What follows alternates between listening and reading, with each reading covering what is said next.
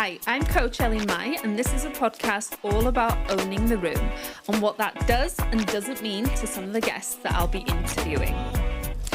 And I like control situations because I'm organized. I'm a little bit of perfectionist. Before I was a lot. Now, I'll be using my professional training as a coach to delve further into this subject. Genuine communication, the ability to connect with people effortlessly, and how to make a first impression are all qualities that attract us to people. But how can you own the room? Today, my guest is Maria Georgaki. She's got over 25 years cross-cultural experience in HR. She supports leaders, teams and organisations to manage the challenges they come across and promotes a growth mindset culture. She's got over 4,000 coaching hours and she creates a safe space and a trusting environment for her clients' thinking.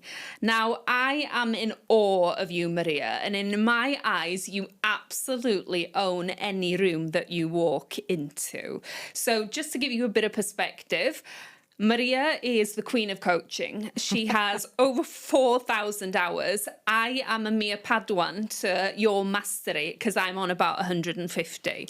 So tell me, before we begin today, what do I need to know about you and your journey? Thank you very much for inviting me. I mean, I'm so excited to tell a story. Story is always a journey, isn't it? So there are so many things to discuss with you. I don't know where you want to focus. I started my career from Cyprus. It's a small island in East Mediterranean Sea. I was born and raised there in a small city, just a few minutes walking distance from the beach. And I think I was very blessed and lucky that I have a nice family, you know. It was so relaxed going to the beach the whole summer and the close society, have cousins. I lived the best years of my life in Athens, in Greece. And I started my career from insurance companies, believe it or not, as a training officer. I can't see you in insurance. But I studied statistics and actuarial. That is my bachelor degree. Then I did an MBA because MBA goes with everything. And that was the shift because I wanted to become an actuary. And then I realized that I was always extrovert, very sociable. I like discussing with people about people. So I said, okay, that's it. I need to focus in HR. So I was an HR with a little bit of more technical because I was studying statistics and that was the interesting things. So I started my career, of course, training officer from insurance company because I could understand the concept, the industry. Then I did the first 4 years as a training officer. However, from that moment in the insurance companies, I became a trainer. And that was tough. Because when you are 26 years old and you need to train agents that they are facing the fear of rejection, that they are knocking the doors to provide services in insurance, it's not easy. And I was so young. That seems like a very young age to be put in that kind of position. I know. I remember the first time that I was going to deliver a training course. I had such a big migraine here. I was so stressed because of my age. I delivered a training course and I said, okay, I can do it. But I told the managers there, I need to know, besides the theory, I need to feel it.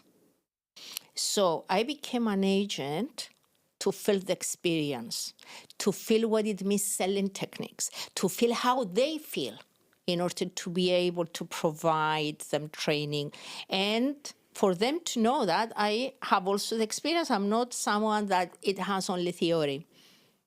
So I stayed there 4 years and then I found an excellent opportunity to create a training center for BBDO, the advertising company, for Middle East. And I was already trained to get the subsidy from the government, so I was selected. And that was it.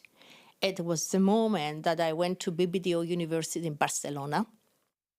I met at the age of 28 the chief learning officer globally of BBDO. And it was the moment I remember that when I was at that trip in Barcelona, I said, that's it, this island is too small for me. I need to have regional positions and I need to have global expansions and work outside, that's it. What made you say those things to yourself? The diversity of the people and how happy I was. You know, I mean, it's one of my passion talking to strangers. Same here. And it was amazing. We're those strange people in cafes, aren't we, that talk to everyone? Sometimes even tomorrow I'm traveling. So even the airport is the best place to chat. You don't want to know the stories of my previous trips, 35 hours. Or maybe I do. That could be for another podcast, perhaps. 35 hours on the airport, meeting people. So, Maria, have you always been a high achiever and a goal getter then? Yes, from the age of 5, 6, I was always a sociable extrovert child that I had a lot of things to do. I was doing a ballet, I was in the Girl Scouts, I was in everything, and I was an A student. So from that age, so older, it was a journey. It was becoming like the same, but more. I used to be even more on the perfectionism side, which of course I put a lot of effort as a coach to balance it. But yeah, I was a perfectionist child that I wanted to be a student, that I wanted to be in everywhere. No? So the growth mindset now that you work on when you're coaching people, Yeah. do you think that was embodied in you from a young age then? I think my family had although I was born in a little bit more closed society island, with my parents were, especially my father, it was very open-minded. He studied in Greece and Italy, and he worked in Switzerland, and he used to travel all around the world. And my mom, she wasn't we are not a typical conservative family, you know, and it was always used to discuss things. We always were outside of the box. There was a communication. So I could always see things that other people couldn't see. All right? And all the time I was questioning the mindset of other people.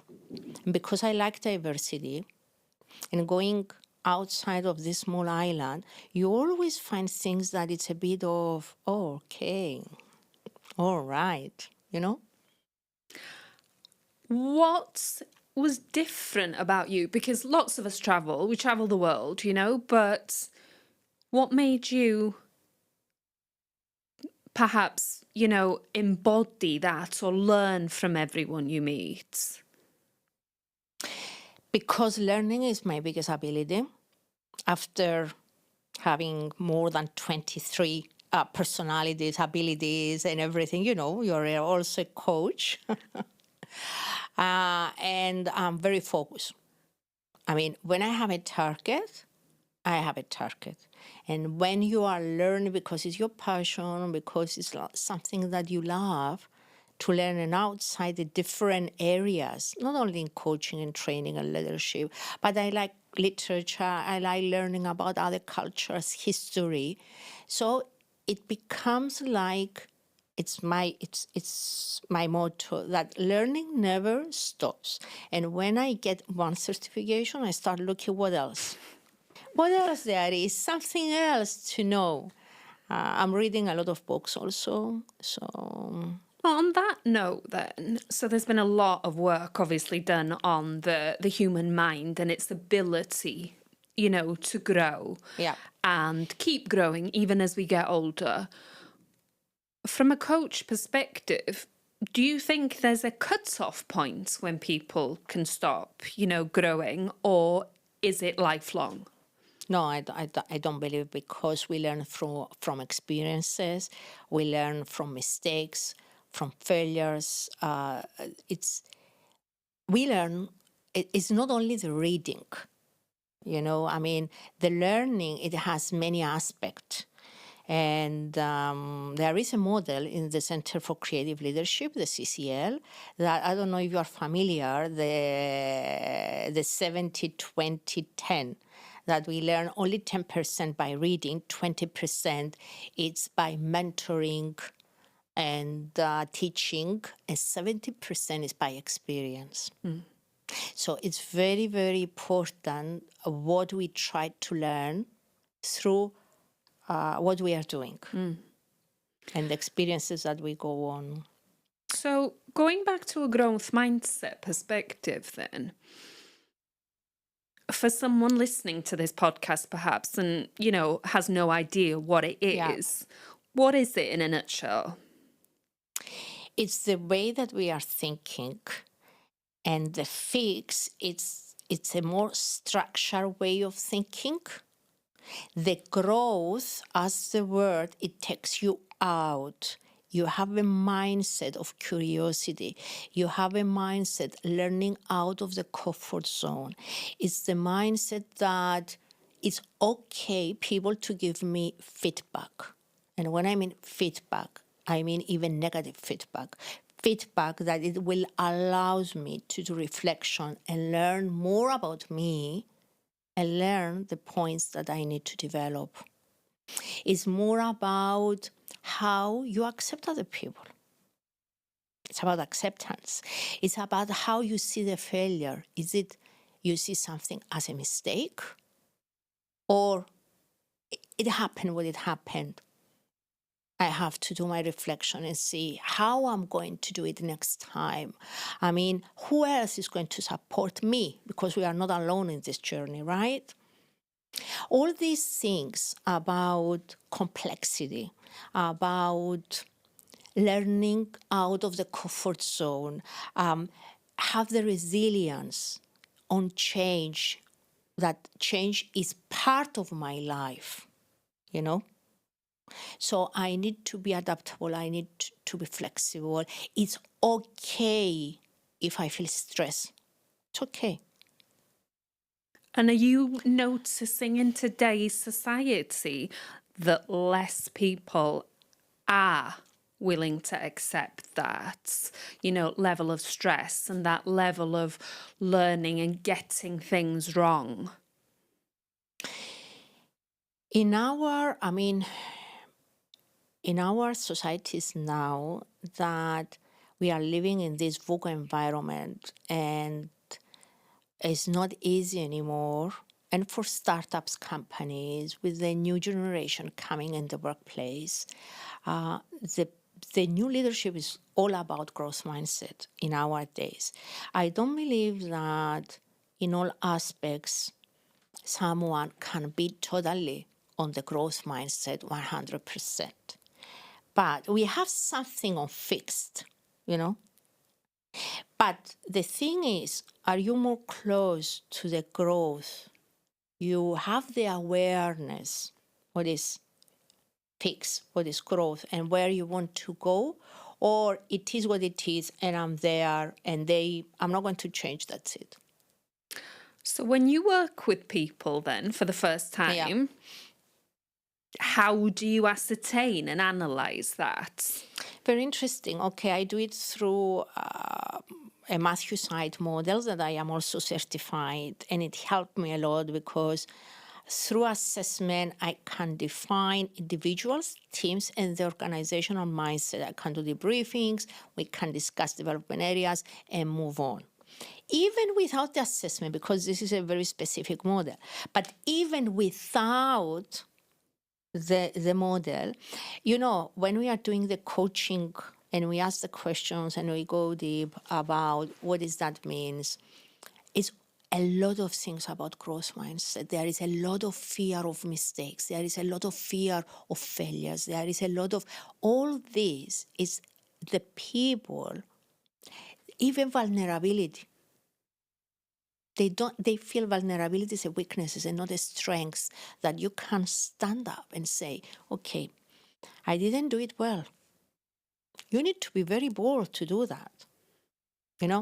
I mean, to shift from all this new way of thinking, you need, I believe, if you don't have it all, you need to develop it. You need to be trained, but you need to be engaged that this is what you want. Why do you think people find it so difficult to be vulnerable then? Whether it's in a workspace, whether it's even amongst people that they love. Why is that vulnerability so difficult for a lot of us? It goes with culture sometimes. That's one thing. There are some particular cultures that status is important. And it's not easy to go down of this status and admit how you feel. And facing mistakes or failures. In our days, to be humble in leadership is one of the values. Years before, it was a major weaknesses. When did that shift happen? I believe the last 10, 15 years in international environment, there are societies that they are more conservative societies that is still there. They don't have the culture to the leaders to be humble, the leaders to be able to be vulnerable. What will happen to those in today's modern society then as they're mixing with a more global world? Will they fall short or will they still survive? Is it a fight or flight type of thing?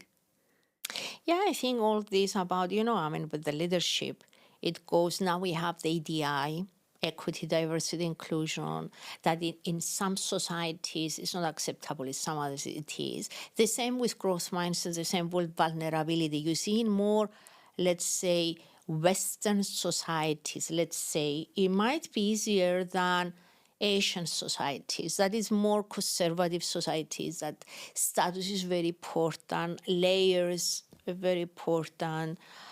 Of course, I believe that there are international companies in more conservatives, and they will go there, but they need time, and I can understand that why it's more difficult, because to be raised and to live in a society that is more close and more conservative is more difficult for you to get out of it.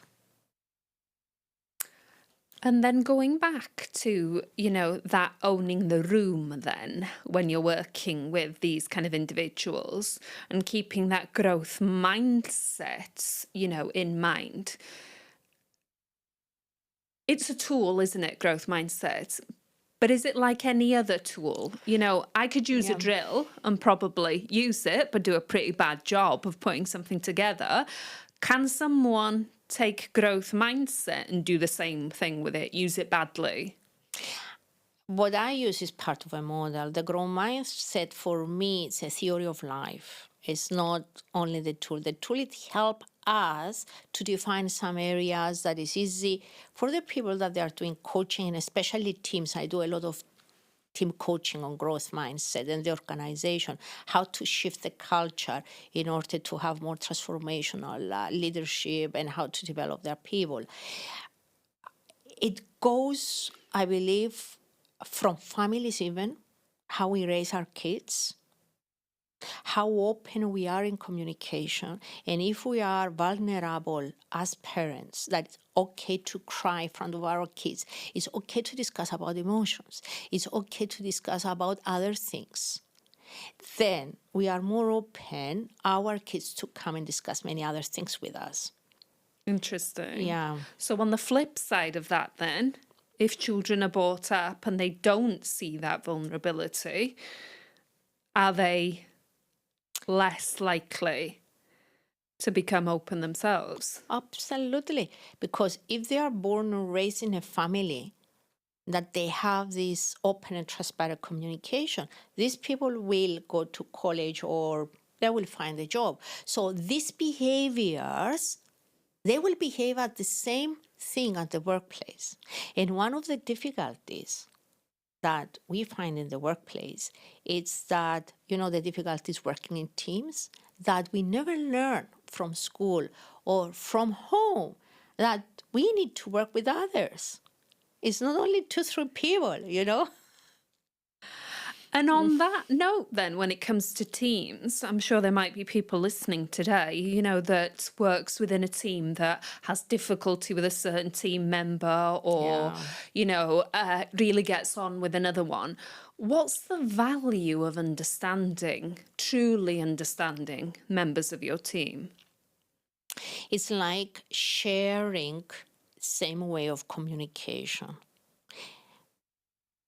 If there are certain behaviors, patterns, let's say, among teams, it's easier to create the engagement, and the empowerment to reach the targets. Now, is it okay to have different personalities? I believe it's nice.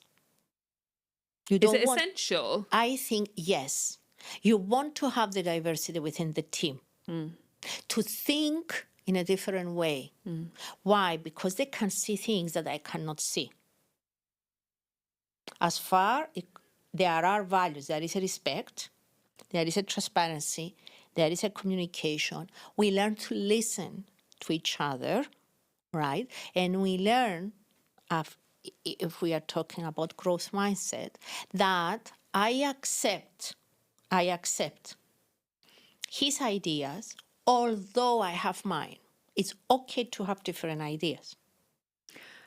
You touched on that word listening there, though, as well. And for me as a coach, that's one of obviously, the pillars of coaching. And it's something I feel that within teams, like you said, that it's very difficult for people to truly listen without thinking about their own judgments or what they want to bring out next as well. So how important is that listening? Listening and not hearing is something that you need to practice it, because you listen not only the facts and the information, you listen for feelings. You don't interrupt. So, and you listen the values behind the conversation. That helps your emotional intelligence also to understand the person that you have in front of you, how they are thinking, what is important to them, how they feel. And you develop your empathy. If I was in their position, how I would feel, how my body language react when I listen to them, and when I give them the space to be heard, because I don't interrupt. I think active listening is one of the most important skills to the human being. Can we learn it? Yes. Why do so little people implement it then? I don't know. I mean, in childhood, sometimes we all talk together at the same time. So at the end, you don't hear. Sometimes I notice the politicians, they do it on purpose. I mean, they talk at the same time. So at the end of the day, it's just about talking. It's not about listening to others. And I'm not sure, because it's easier not to listen than to listen. To listen is difficult. You need to accept other people's feelings, right? You need to focus. And we prefer to go to the easier way. That's what I think. So when you're working with teams then, What are the biggest difficulties that you do come across when it comes to this and implementing it? It's their engagement to be aligned. Is it often not aligned? Sometimes it creates surprise, even the results, that the team, they don't have the self-awareness where they are, right? Or they don't speak the same language. And you don't mean one is French and one is German? No, I'm not talking about this. I'm not talking about this language. Yeah. So you touched on body language then as well, which is something, I absolutely, I'm a big I have big interest in it. And considering that statistics say that between 75 and 90% of what is heard in a conversation is nonverbal. Yes. So it's our body language, how we react to people. Can that, because body language almost seems instinctive, doesn't it? Can that be learned? I do. I believe the people that they are more in communication, they have to, because when they negotiate, they can see the behaviors and the body language of the other person. Yes, I do believe. And Yes, then I do believe. going back to presence then as well and kind of owning a room, when you're working with either individuals or teams, how do you work on people's presence? I respect them, I give them the space, and I observe a lot. I observe the way that they talk to each other. I observe even the wording, the words that they use. And another thing, I like visiting clients because when I go to the office, I can understand the culture. Entering, how is the reception, how is the office, how it looks like, how they behave to each other, how they answer it's a lot of details that it gives you, a lot of insights about them. What are the red flags for you in that case then? What are you thinking? Oh, this is a toxic environment, or this needs a lot of work. I need to really push up my sleeves here, kind of thing. When you go in companies and the doors are closed, and to go and see the manager, you have to go through several executive assistants. And then it's not, so easy for the directors to go and visit the CEO or to have a conversation or to agree on the coaching plan of the person that we are going to have the coaching or the training, or you can understand the feeling how difficult will be to have the growth mindset. So it's about closed doors then? It's close so that it was a real example of a company, it was a client, that there was a toxic environment, that there was a lot of fear, that they had some policies and procedures within the organization that it was reminded you the management of 30 years, 40 years ago. So when we discuss about growth mindset, I told them the truth. We need to work in two phases. You need to go and return back to a communication and then to go into the more growth mindset. It will not be back to basics. Yeah, it will not be so easy to implement the growth mindset. It's like when you have a change, you cannot do it immediately. It needs steps and you need to communicate it. Why you are doing what you are doing, right? In order for people to feel well and will help them, their resistance, their resilience to move on.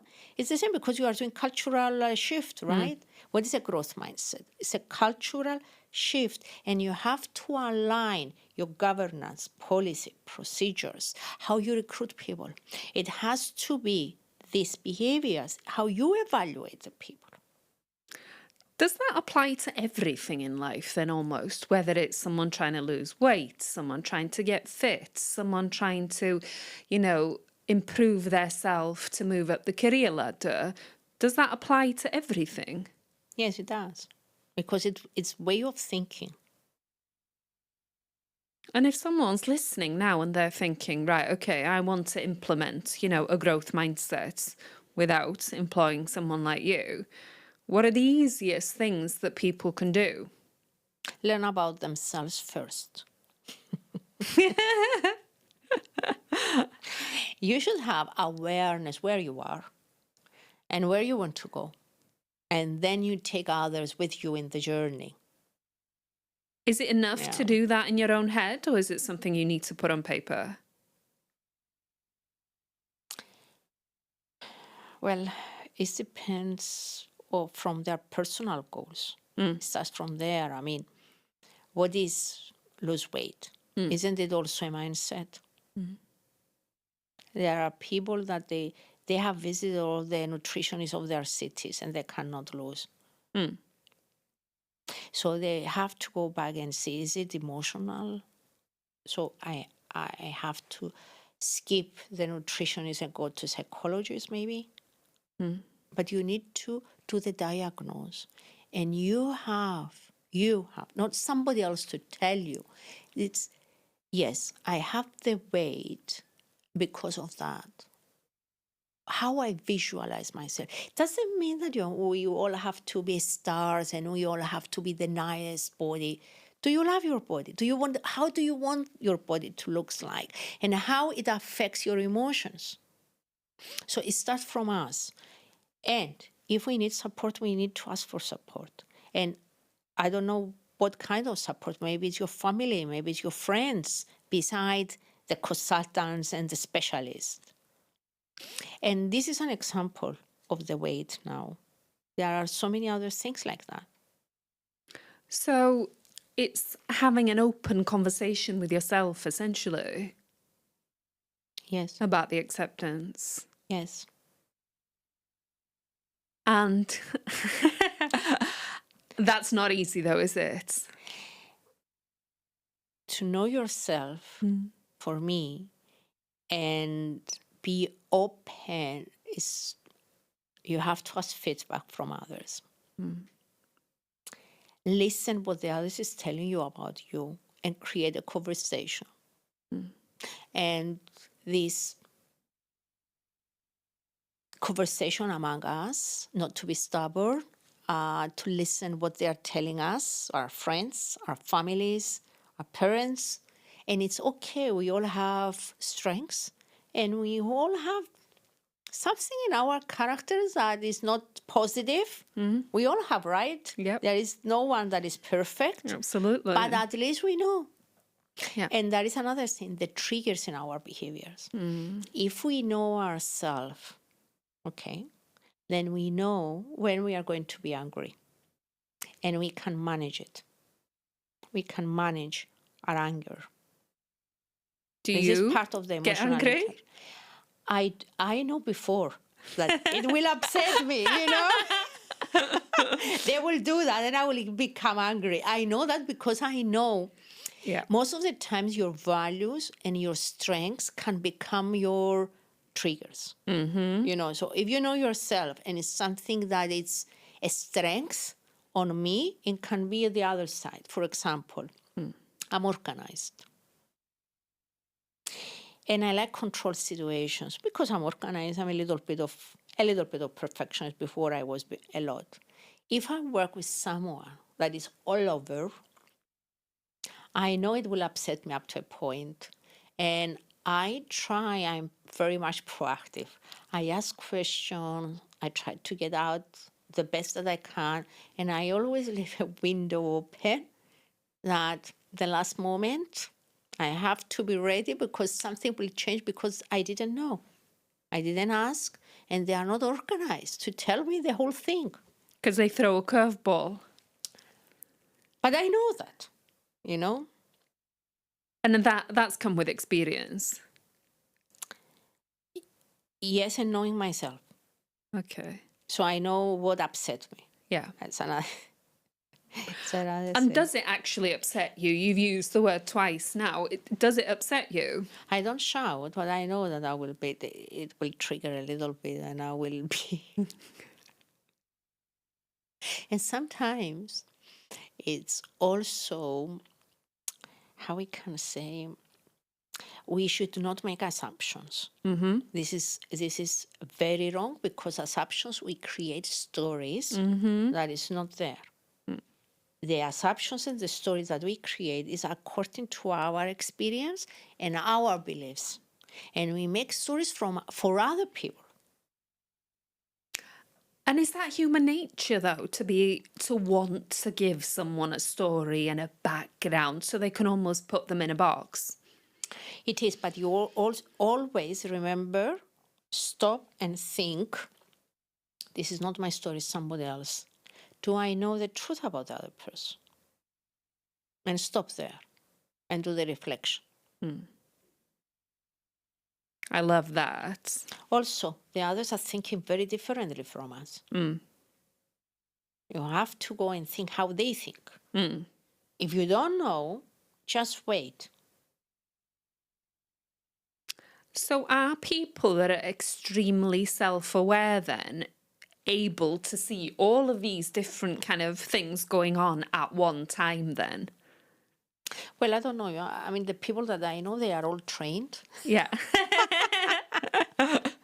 I mean, okay, I mean, you go through the coaching journey, you do so many seminar certifications and experience and working with others that at the end of the day, you know yourself. Mm. If I wasn't a coach, if I wasn't in HR, if it wasn't my passion to work with people, maybe I wouldn't. Mm. And what are the main reasons? So we're talking about owning the room today. Yeah. What are the main reasons, if you're allowed to say, that people want to develop themselves? What is that goal? What's the light at the end of the tunnel they're aiming towards? It's all about engagement. Mm. With each other Yeah. and with life, or It's how much you want this to be happen. And if it doesn't happen,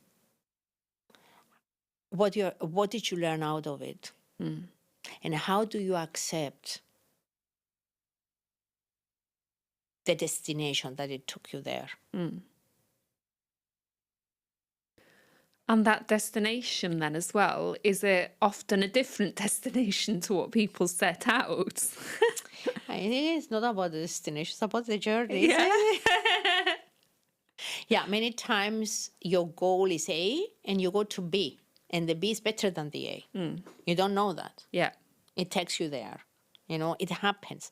We start for something and we go in a different way. And then we think the journey, how I went from A to B, and then you realize, yeah, it was better B than A. I didn't know. So with a growth mindset perspective in mind, Yeah. so companies like Microsoft use it and have implemented a lot of their big kind of decisions to a growth mindset. Olympic teams have been known to use it as well for learning and development.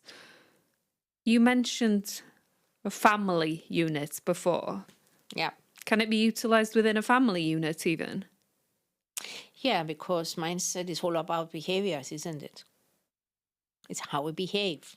The way, look, how we think and how we feel, it comes out in a behavior. The behaviors is the outcome of our feelings and our thinking. The mindset is the thinking, right?